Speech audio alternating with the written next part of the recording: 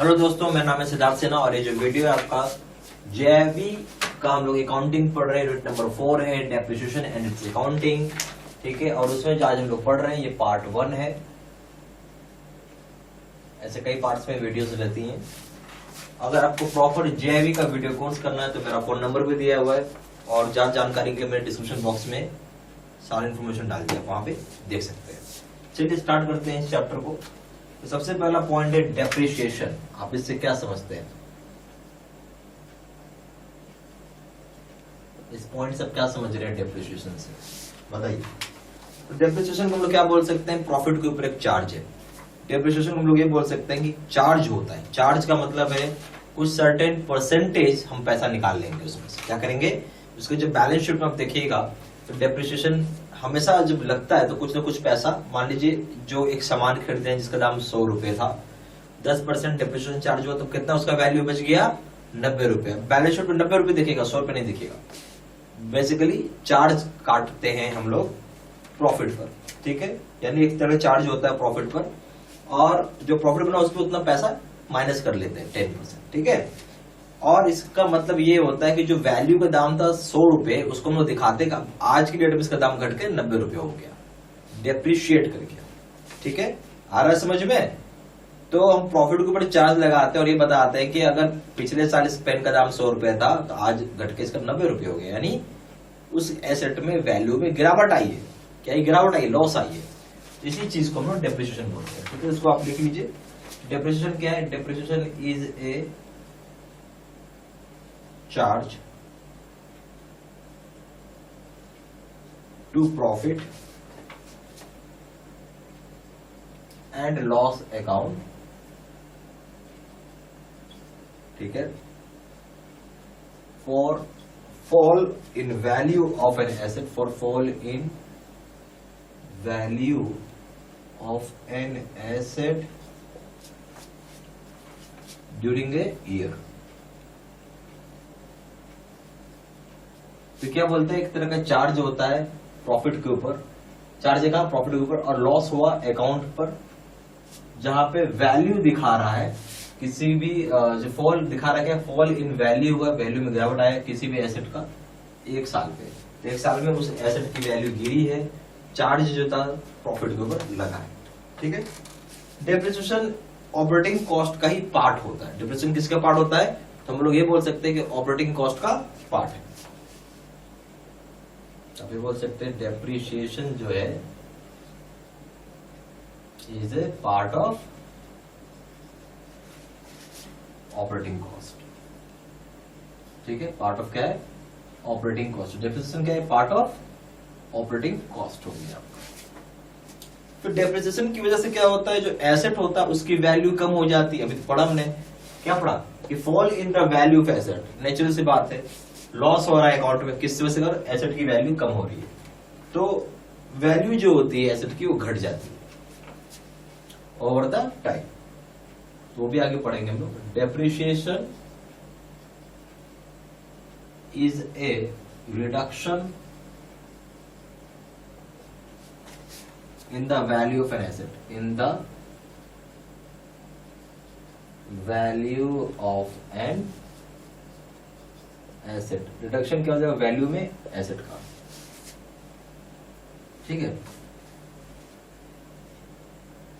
फिर यहां पे हो जाएगा डेप्रिसिएशन घटता है। क्यों घटता है? अगर एसेट की जो वैल्यू होती है वियर एंड टियर की वजह से डेप्रिसिएशन आप बोल सकते हैं डिक्रीज करता है वैल्यू ऑफ एन एसेट में वियर एंड टियर की वजह से। यार बोल सकते हैं जो वियर और टियर होता है, क्या होता है? वियर एंड टियर की वजह से एसेट की वैल्यू घटती है। ठीक है,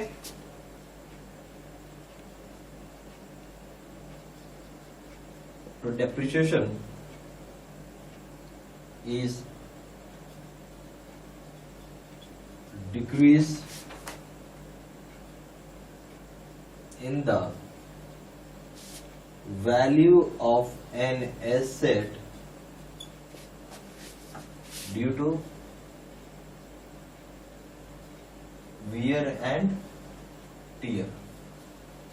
तो यहाँ पे क्या होता है, घटता है वैल्यू जो होता है एसेट का, किस वजह से, वियर और टीयर।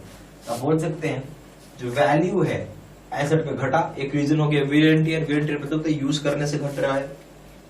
एक और पॉइंट बना सकते हैं कि डेप्रिसिएशन हमेशा लगातार और धीरे धीरे, सुनिएगा सबको, डेप्रिसिएशन क्या है, लगातार है और धीरे धीरे वैल्यू एसेट की कम होती जाती है और कंटिन्यूअस है।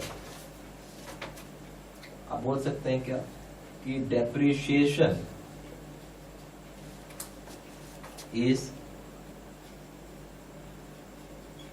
Decrease in the value of an asset is gradual। gradual का मतलब क्या होता है, स्लोली, धीरे धीरे।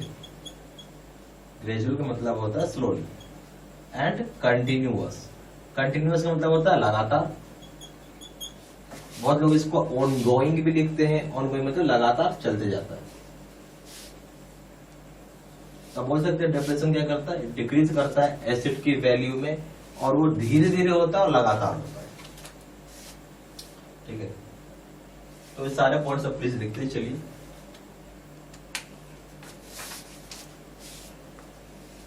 सारा पॉइंट प्लीज लिखते चलिएगा, ठीक है ना।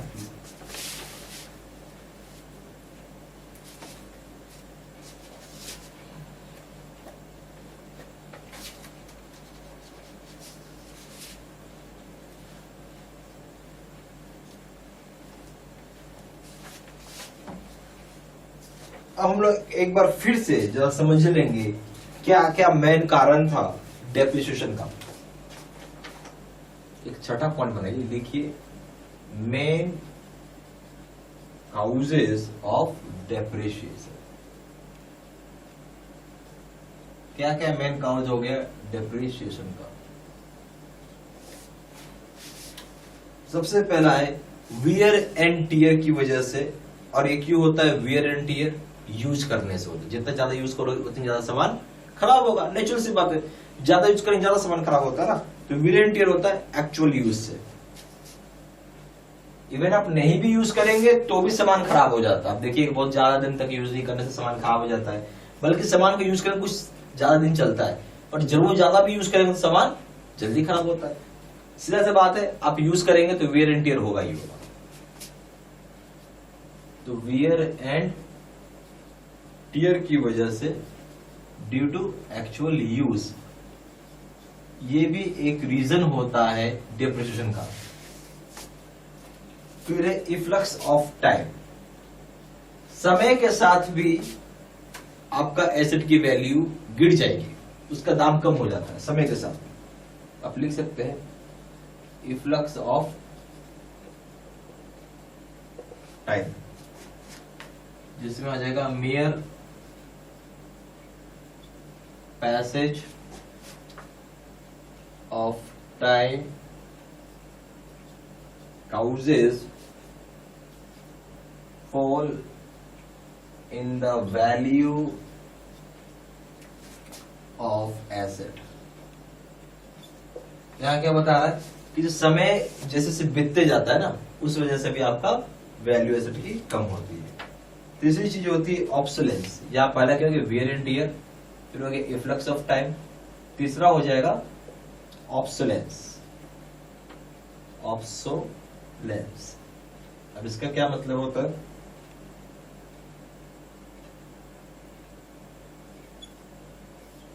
देखिए इसका मतलब होता है कि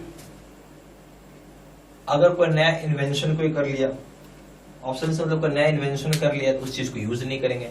मान लीजिए पहले क्या था कि एक फाउंटेन पेन आता था, लिखने के लिए फाउंटेन पेन आता था, उसमें इंक भरते थे, और आजकल आ गया डॉट पेन। इंक भरने की कोई जरूरत नहीं, रिफिल होता है, काफी लंबा चलता है। कभी देखेंगे कि बहुत ही रेयर, बहुत रेयर बता रहा हूं मैं, आज की डेट में आपको फाउंटेन पेन मिलेगा, लोग जिसको यूज करके लिखेंगे। कोई नहीं लिखता है फाउंटेन पेन, कहानी खत्म हो गया फाउंटेन पेन का। तो क्या हो गया, ऑब्सोलेंस हो गया। या उससे भी बड़े एग्जाम्पल लीजिए, मोबाइल फोन लीजिए ना। पहले एक जमाना था मोबाइल फोन जो था काफी महंगा था, सस्ता हुआ लोगों के हाथ में, और सस्ता वाला भी जो फोन था ब्लैक एंड व्हाइट था। वो क्या है, आज में क्या सबके पास एंड्रॉइड फोन है। तो पहले फोन जब एंड्रॉइड था तो क्या था, ब्लैक एंड व्हाइट टाइप का जो सिंपल फोन होता था वो था। धीरे धीरे एंड्रॉइड आ गया तो सबके ने फोन को बदल के एंड्रॉइड ले लिया। क्यों, उसका रिक्वायरमेंट कम हो गया या उसका नीड कम हो गया, यानी वो ऑब्सोलेंस हो गया समय के साथ। समय के साथ क्या, टेक इन्वेंशन के साथ ऑब्सोलेंस हो गया, या हो सकता है कि डिमांड ही परमानेंटली चेंज करेगा। अब लोग कोई नॉर्मल फोन नहीं खरीदते, सब एंड्रॉइड वाला फोन खरीदते, तो परमानेंट डिमांड भी चेंज हो सकता है। ये सारी रीजन है। इसको आप लिख सकते हैं कि न्यू इन्वेंशन एंड परमानेंट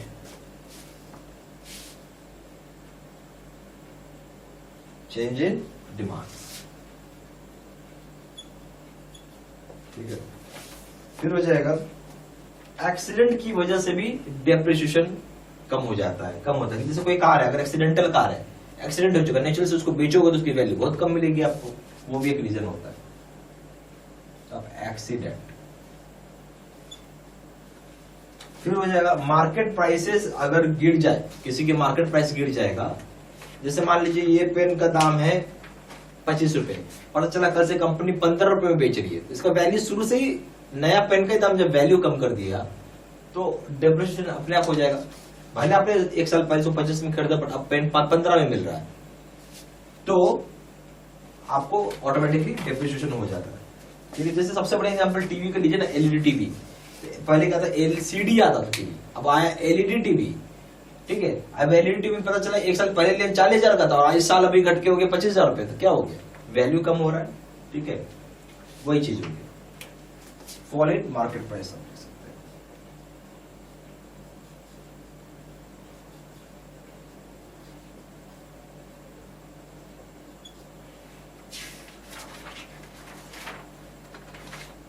हैं। एक पॉइंट और लिख लेते हैं।